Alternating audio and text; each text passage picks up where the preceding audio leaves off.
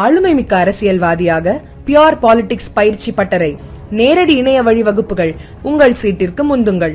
7338824242.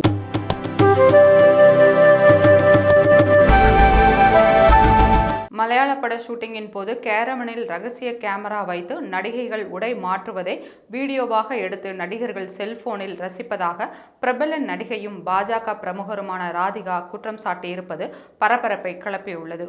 நீதிபதி ஹேமா கமிட்டி அறிக்கையால் ஒட்டுமொத்த கேரள சினிமாவே அதிர்ச்சியில் இருக்கிறது.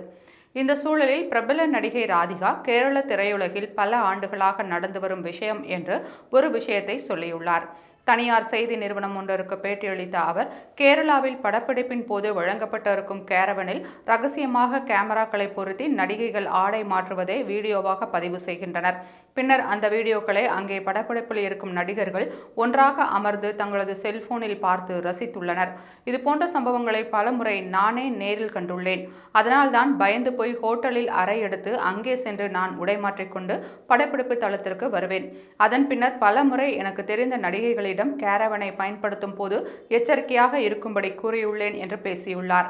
மேலும் படப்பிடிப்பின் போது நிறைய நடிகைகளின் அறை கதவுகளை பலர் தட்டுவதை பார்த்து இருக்கிறேன். பல பெண்கள் இது போன்ற தொந்தரவுகளை தாங்காமல் எனது அறைக்கு வந்து உதவி செய்யுமாறு கேட்ட தருணங்களும் உண்டு. இன்று சில நடிகைகள் எங்களுக்கு எந்த சம்பவமும் இது போன்று நடக்கவில்லை என்கின்றனர். ஆனால் அதில் உண்மை இல்லை. அவர்களுக்கு நடந்தது என்ன என்பது எனக்கு நன்றாக தெரியும் என்று ராதிகா கூறியுள்ளார்.